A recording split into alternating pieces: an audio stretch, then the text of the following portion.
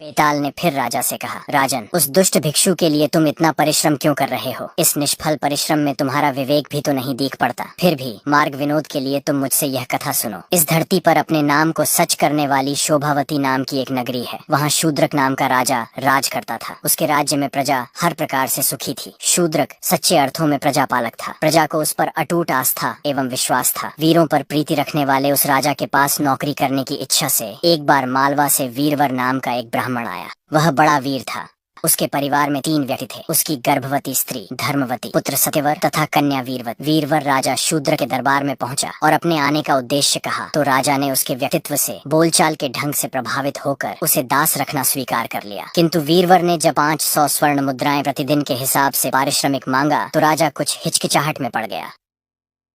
उसने वीरवर को नौकरी तो दे दी, किंतु गुप्त रूप से उसकी जांच कराने का भी निर्णय कर लिया। उसने अपने गुप्तचर को आदेश दे दिए कि वीरवर के बारे में अच्छी तरह छानबीन करके यह पता लगाएं और इतने पैसों का वह उपयोग किस प्रकार करता है। वीरवर नित्य प्रति राजा से मिलकर हाथों में हथियार लिए मध्याह्न तक उसके सिंहद्वार पर ही खड़ा रहता था और फिर राजा से प्राप्त वेतन में से प्रतिदिन 100 स्वर्ण मुद्राएं अपनी पत्नी को घर के खर्च के लिए दे देता था। 100 स्वर्ण मुद्राओं से वस्त्र, आभूषण और तांबूल आदि खरीदता था। 100 स्वर्ण मुद्राएं स्नान के पश्चात विष्णु और शिव की पूजा में खर्च करता था। शेष 200 स्वर्ण मुद्राओं को वह ब्राह्मण और दरिद्रों को दान में देता था। इस प्रकार प्रतिदिन राजा से प्राप्त 500 स्वर्ण मुद्राओं का उपयोग करता था और फिर रात में राजा के सिंहद्वार पर जाकर हाथ में तलवार लिए पहरा दिया करता था। राजा शूद्रक ने जब अपने गुप्तचरों से उसका प्रतिदिन का नियम सुना तो वह मन ही मन बहुत संतुष्ट हुआ तथा उसका पीछा करने वाले गुप्तचरों को रोक दिया। इसी तरह दिन बीतते रहे। वीरवर ने कठोर धूप वाली गर्मी के दिन सहज ही बिता दिए। घनघोर वर्षा के कष्टदायी दिन भी वह उसी तरह अपने कर्तव्य हेतु अटल रहकर सिंहद्वार पर बिताता रहा। शूद्रक ने कई बार रातों में स्वयं जाकर उसकी जांच की, किंतु हर बार उसने वीरवर को अपनी नौकरी पर मुस्तैद पाया। एक बार जब राजा प्रजा का हालचाल जानने के उद्देश्य से रात को महल से बाहर निकल रहा था तो उसने दूर कहीं से आती हुई किसी स्त्री के रोने की आवाज सुनी। राजा को बहुत आश्चर्य हुआ। उसने सोचा कि मेरे राज्य में न तो कोई सताया हुआ है, न ही कोई दरिद्र है और न ही कोई दुखी, तो फिर यह स्त्री कौन है और इस भयंकर रात्रि में जब सर्वत्र घनघोर वर्षा हो रही हो क्यों इस प्रकार करुण रुदन कर रही है। राजा को उस पर बहुत दया आई। उसने वीरवर से कहा, वीरवर सुनो, दूर कोई स्त्री करुण स्वर में रुदन कर रही है, तुम जाकर पता लगाओ कि वह कौन है और क्यों रो रही है। राजा की बात सुनकर वीरवर ने जो आज्ञा कहा और अपनी कमर में कटार खोसकर हाथों में तलवार लिए तुरंत वहाँ से निकल पड़ा। बाहर घनघोर वर्षा हो रही थी, रह रहकर बिजली कौंध रही थी और बादल ऐसे गरज रहे थे जैसे फट पड़ने के लिए वे बेचैन हो रहे हों। वीरवर को इतनी कर्तव्य निष्ठा के साथ ऐसे बुरे मौसम में भी राजाज्ञा का पालन करने के लिए जाते देख राजा को उस पर बहुत दया आई। उसे कौतूहल भी हुआ, इसलिए वह भी उसके पीछे पीछे हाथ में तलवार लिए लुकता छिपता हुआ चल पड़ा।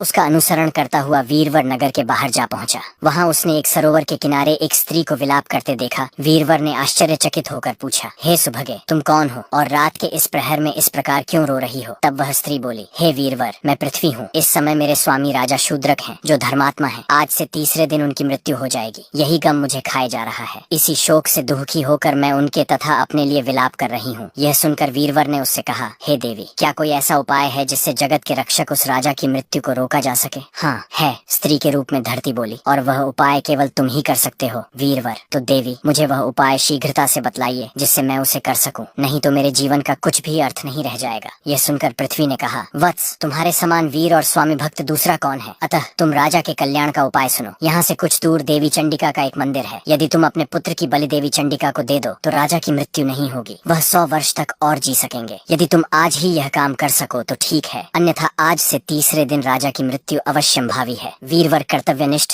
और बड़ा वीर था। उसने कहा, देवी, अपने स्वामी का जीवन बचाने के लिए मैं कुछ भी करने को सदैव ही तत्पर हूँ। मैं आज ही जाकर यह कार्य करता हूँ। तुम्हारा कल्याण हो वत्स। तब ऐसा कहकर पृथ्वी अंतर्ध्यान हो गई। छिपकर पास ही खड़े राजा ने उन दोनों का वार्तालाप सुना और वह वीरवर आगे क्या करता है इसकी प्रतीक्षा करने लगा। घर पहुंचकर वीरवर ने अपनी पत्नी धर्मवती को जगाया और राजा के लिए पुत्र की बलि देने के लिए धरती ने जो कुछ कहा था वह उसे कह सुनाया। सुनकर उसकी पत्नी ने कहा, नाथ, स्वामी का जीवन अवश्य बचाना चाहिए। आप इसी समय अपने पुत्र को बुलाकर उससे सारा वृत्तांत कहें। तब वीरवर ने अपने बालक सत्यवर को जगाकर सारा वृत्तांत उसे बताया और कहा, बेटा, चंडिका देवी को तुम्हारी बलि दिए जाने पर ही हमारे स्वामी बच पाएंगे। ये सुनते ही उस बालक ने अपने नाम को सार्थक करते हुए निर्भीक होकर कहा, पिताजी, यदि मेरे प्राणों के बदले हमारे स्वामी का जीवन बचता है तो मैं इस कार्य को सहर्ष करने को तैयार हूँ। मैंने जो उनका अन्न खाया है मैं उससे ऊर्ण हो जाऊंगा। आप तुरंत मेरी बलि का प्रबंध कीजिए जिससे मुझे शांति मिल सके। सत्यवर के ऐसा कहने पर वीरवर ने कहा, बेटा, तुम धन्य हो, तुम सचमुच ही मेरे पुत्र हो, मुझे तुम पर बहुत गर्व है। वीरवर के पीछे पीछे आए हुए राजा ने ये सारी बातें सुनी। उसने सोचा, अरे ये तो सभी एक ही जैसे वीर हैं। अनंतर वीरवर ने अपने बेटे सत्यवर को कंधे पर उठा लिया। उसकी पत्नी धर्मवती ने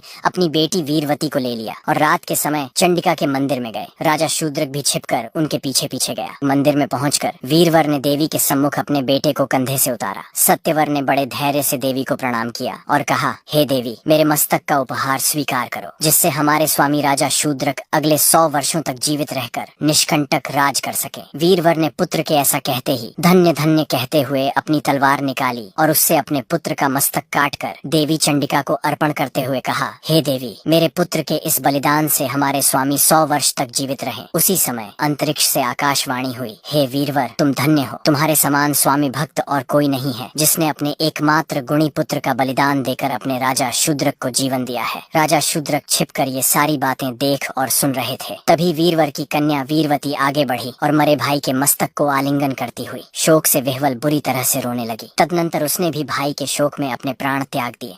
यह देखकर वीरवर की पत्नी ने कहा, हे स्वामी, राजा का कल्याण तो हो गया, अब मैं भी आपसे कुछ कहती हूँ। हमारा पुत्र चला गया, हमारी बेटी ने उसके शोक में अपने प्राण त्याग दिए, तो मैं भी अब जीकर क्या करूँगी। मुझ मूर्ख ने राजा के कल्याण के लिए पहले ही देवी को अपना मस्तक क्यों अर्पित नहीं किया। इसलिए अब मेरी आपसे यही प्रार्थना है कि मुझे भी आज्ञा दें कि मैं अपने बच्चों के शरीरों के साथ अग्नि में प्रवेश करूँ। जब धर्मवती ने आग्रह पूर्वक ऐसा कहा तो वीरवर बोला, हे मनस्विनी, ठीक है, तुम ऐसा ही करो, तुम्हारा कल्याण हो। एकमात्र बच्चों का शोक ही जिसके पास बच रहा है, ऐसे में तुमको अब जीवन से क्या अनुराग है। तुम्हें इस बात का दुख होना चाहिए कि मैंने पहले ही अपने प्राण क्यों नहीं त्याग दिए। यदि किसी और के मरने से राजा का कल्याण होता तो मैं पहले ही अपना जीवन उत्सर्ग न कर देता। किंतु तुम थोड़ी देर ठहर जाओ, तब तक मैं तुम्हारी चिता हेतु कुछ लकड़ियों का प्रबंध कर देता हूँ। यह कहकर वीरवर ने लकड़ियों की एक चिता तैयार की, अग्नि से उसे प्रज्वलित किया और उस चिता पर दोनों बच्चों के शव रख दिए। तब उसकी धर्मपरायण पत्नी उसके पैरों में जा गिरी। धर्मावती ने देवी को प्रणाम करके कहा, हे देवी, मुझे आशीर्वाद दीजिए कि अगले जन्म में भी यही आर्य पुत्र मेरे पति हों। मेरे इस शरीर त्याग से इनका कल्याण हो। यह कहकर वह साध्वी स्त्री भयानक लपटों वाली उस चिता की अग्नि में इस प्रकार कूद पड़ी मानो जल में कूद पड़ी हो। इसके बाद पराक्रमी वीरवर ने सोचा, आकाशवाणी के अनुसार राजा का काम तो मैं पूरा कर चुका हूँ। मैंने राजा का जो नमक खाया था उससे ऊर्ण हो गया। जो मरण करने योग्य थे, प्यारे थे, उन सभी अपने कुटुंबी जनों का नाश करके अकेला अपने को जीवित रखने वाला मुझ जैसा कौन अभागा व्यक्ति होगा। तो फिर मैं भी क्यों न अपने शरीर की बलि देकर देवी को प्रसन्न करूं। ऐसा सोचकर वह देवी को प्रसन्न करने के लिए उसकी स्तुति करने लगा। हे देवी, हाथों में शूल धारण करने वाली, महिषासुर मर्दिनी, जगत जननी, तेरी जय हो। तीनों लोकों को धारण करने वाली है। हे माता, सारा संसार तुम्हारे चरणों की वंदना करता है। अपने भक्तों की मुक्ति के लिए तुम ही शरण रूप हो। तुम्हारी जय हो। हे काली, जय कापालिनी, जय कंकालिनी, हे कल्याणमयी, आपको नमस्कार है। मेरे मस्तक का उपहार स्वीकार कर तुम राजा शूद्रक पर प्रसन्न हो। तत्पश्चात देवी की स्तुति करके वीरवर ने झटपट तलवार से अपना मस्तक काट डाला। वहाँ छिपकर शूद्रक ये सारी बातें देख रहा था। दुख से विकल होकर उसने आश्चर्य पूर्वक सोचा, हे भगवान, मेरे लिए इस सज्जन पुरुष और इसके परिवार ने यह कैसा दुष्कर कार्य कर डाला। ऐसा तो न कहीं देखा अथवा सुना गया। इस विचित्र संसार में इसके जैसा धीर वीर पुरुष और कहाँ मिलेगा, जो बिना कहे सुने परोक्ष में अपने स्वामी के लिए अपने प्राणों तक अर्पित कर दे। यदि इसके उपकार का प्रत्युपकार मैं न कर सकूं तो मेरे राजा होने का अर्थ ही क्या रह गया। फिर तो मेरे और एक पशु के जीवन में कोई अंतर ही नहीं है। ऐसा सोचकर राजा शूद्रक ने अपनी तलवार म्यान से निकाली और देवी की प्रतिमा के सामने प्रार्थना की, हे भगवती, मैं आपकी शरण में आ रहा हूँ, अतः आप मेरे मस्तक का उपहार लेकर प्रसन्न हो और मुझ पर कृपा करें। वीरवर और उसका परिवार बड़ा वीर है। अपने नाम के अनुरूप आचरण करने वाले इस वीरवर ने मेरे लिए ही अपने प्राणों का त्याग किया है। अतः मेरे प्राण लेकर आप प्रसन्न हो और वीरवर तथा उसके पुत्र पुत्री एवं पत्नी को पुनर्जीवित कर दें। यह कहकर राजा ने ज्यों ही तलवार से अपना मस्तक काटना चाहा, तभी आकाशवाणी हुई, हे राजन, तुम ऐसा दुस्साहस मत करो। मैं तुम्हारी वीरता से प्रसन्न हूँ। मेरा आशीर्वाद है कि यह ब्राह्मण तत्काल अपने परिवार सहित जीवित हो जाएगा। इतना कहकर आकाशवाणी मौन हो गई।